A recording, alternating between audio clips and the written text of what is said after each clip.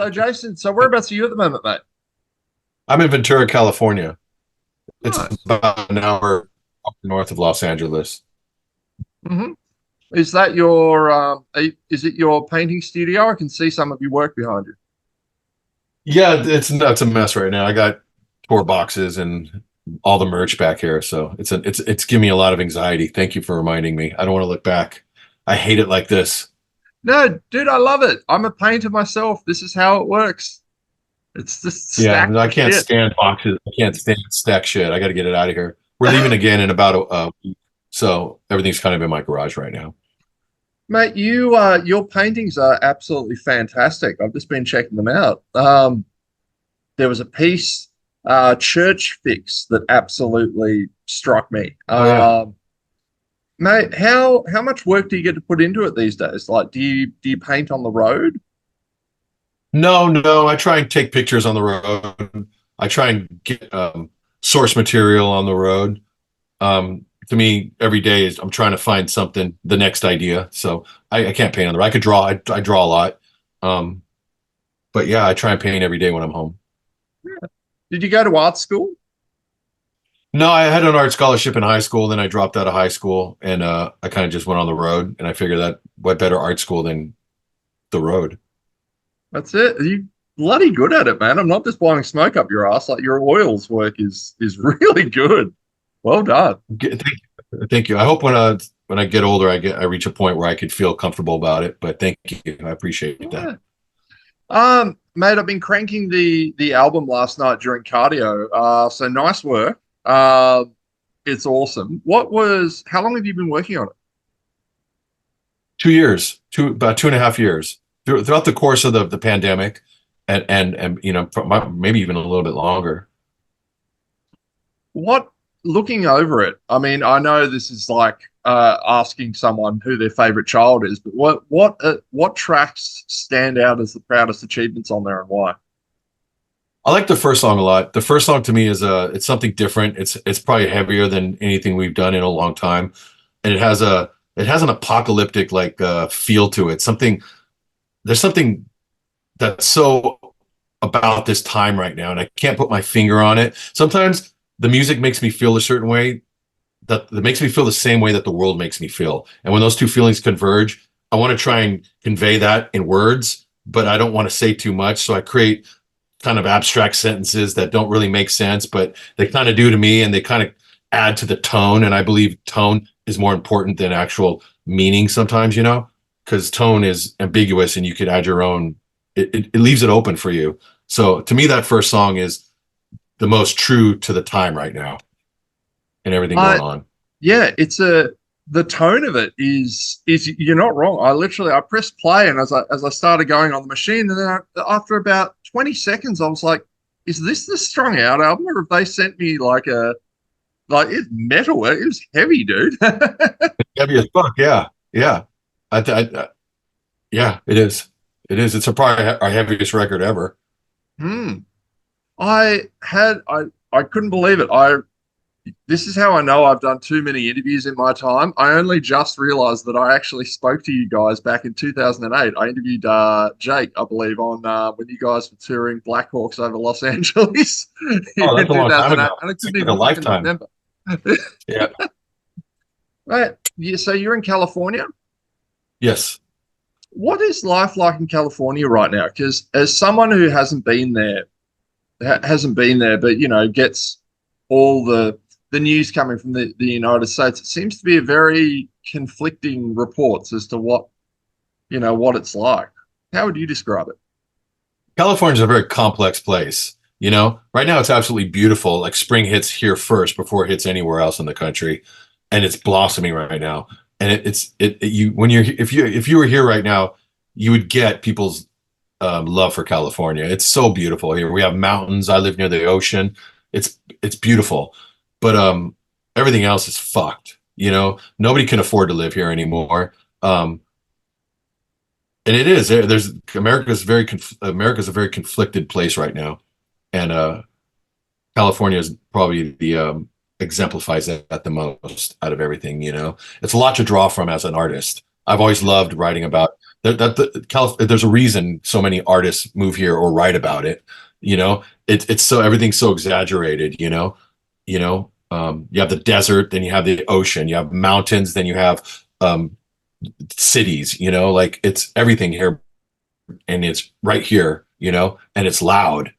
Mm. So there's endless inspiration here to write about what's going on. So that might explain why the Red Hot Chili Peppers haven't stopped writing songs about California for pretty much. Yeah. Yeah. I've written a lot about this. The city, when used to live in LA, there's so much fucking going on. There's so many things within a square block, that Mm. are unlike anything else in the world. So I don't know. Yeah. What was it like growing? So did you grow up there? Yeah. I grew up in Los Angeles primarily. Yeah. How would you describe the music? Sorry, bargain basement question. I know, but like, how would you kind of describe the music scene that you grew up in? I was surrounded by amazing musicians always my whole life. I'd never thought I would be a musician. I was just surrounded by them. The great fortune. I've always been surrounded by great musicians. So I think that was the scene where, I was fortunate enough to live in a neighborhood where there was a lot of bands and a lot of musicians that believed in me. And, yeah, here I am. If you had the chance to speak to yourself at 20, what kind of advice would you give him? Save your fucking money and buy a house. That's the one thing I probably, yeah, save your money and buy a fucking house. Stop moving around so much, kid. It's nice to grow roots, and it's important. It took me a long time to realize that to grow to that roots are not a bad thing. Yeah, I feel like you were talking before about how America's a very divided place at the moment. I feel like music has always, or at least in my life, music was always, it's the thing to bring people together. But I feel like even now, music's not immune to that. Like people Yeah. feel like they have to insert their political stances or feel that, they have to have all the right opinions about Ukraine or what's going on Yeah. in Israel and stuff. Like, is that something that you guys that you're wary of, or is that something that you're willing to dip your toe in? Like, how do you feel about it? I feel like when it comes to stuff like that, I'm like on top of the hill looking down.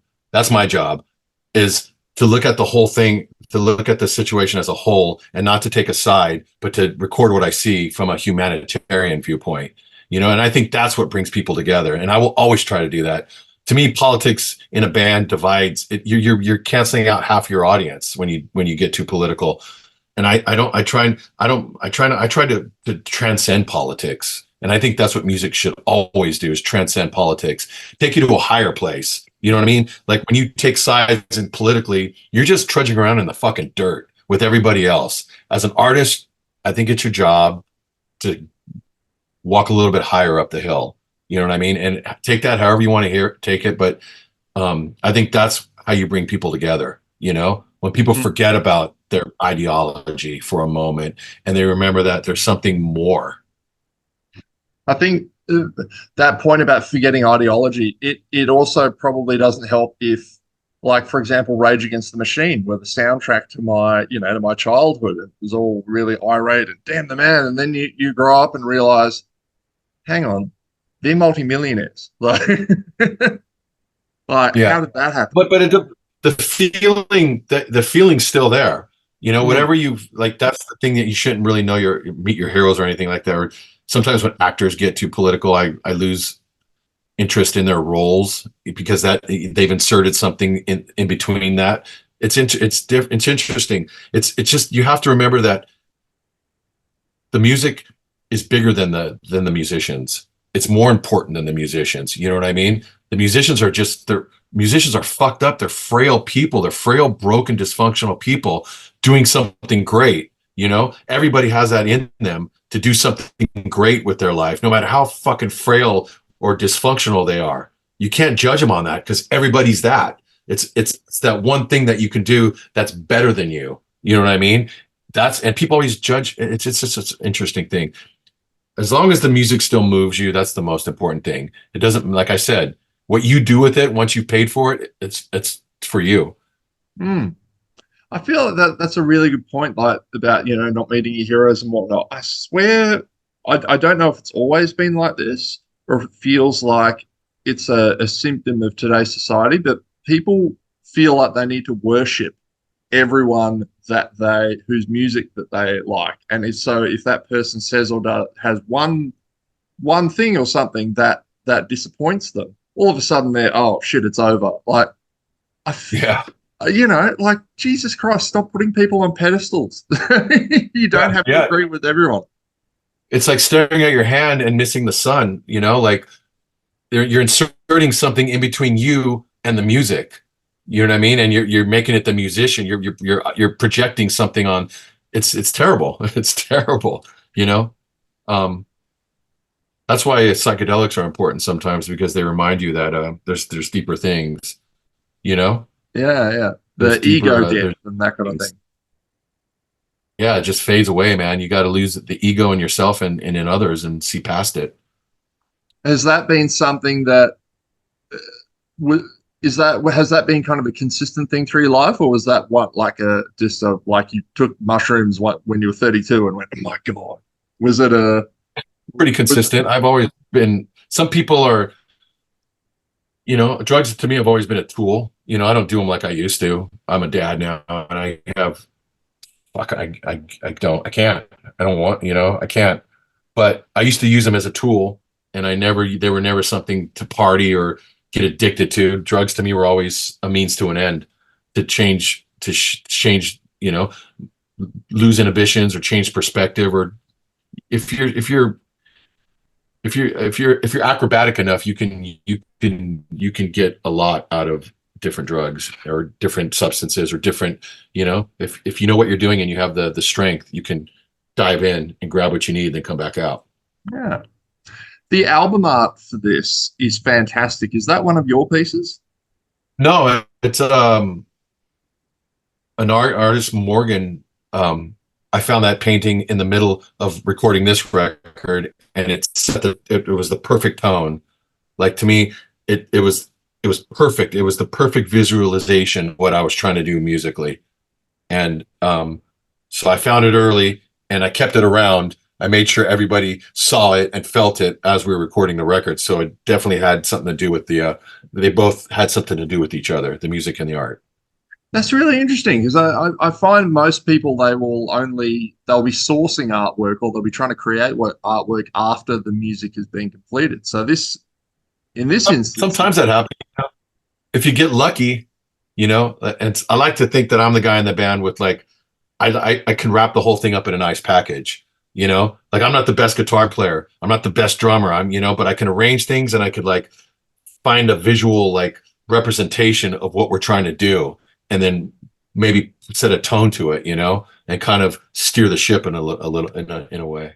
awesome.